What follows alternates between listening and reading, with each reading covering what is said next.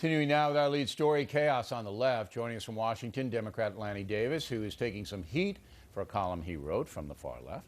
And from Boston, Dr. Marc Lamont, who teaches at Columbia University.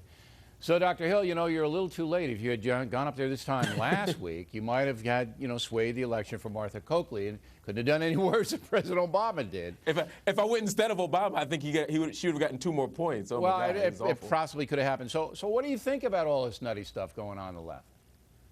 I mean, this is classic left-wing problem. I mean, for the last 2 years, we've been more galvanized and organized than ever. But prior to the last 2 years, we've always had firing squads in a circle, and we're retreating back to our old strategy of picking on each other and turning on each other instead of turning to each other with a coherent political agenda. It's a disaster. So you're not surprised by this? Did you? Because I didn't anticipate all of this kind of angst in open combat. I did. Oh, I did. You did. You knew Here's what why. was going to happen?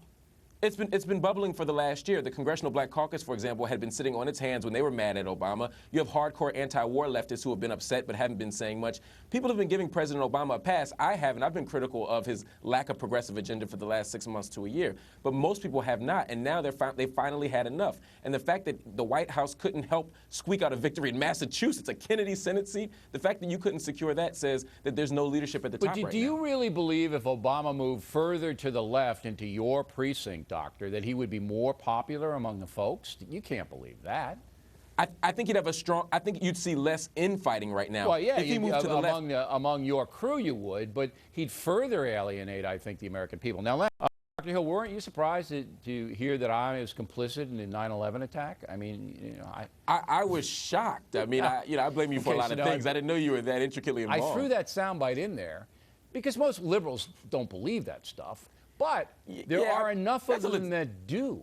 There are enough of them that do that taints the whole crew. Am I wrong?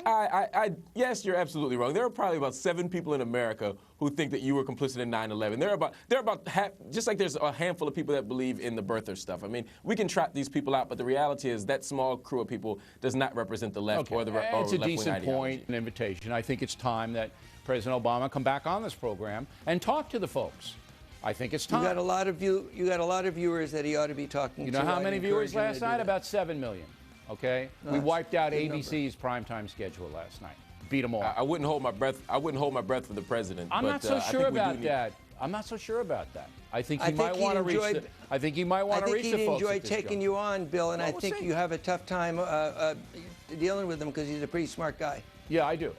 You know me. I'll melt down right. Yeah, I'm not sure you can. I'm not sure you can hang with him, Bill. But it'd be fun to watch. All right, gentlemen.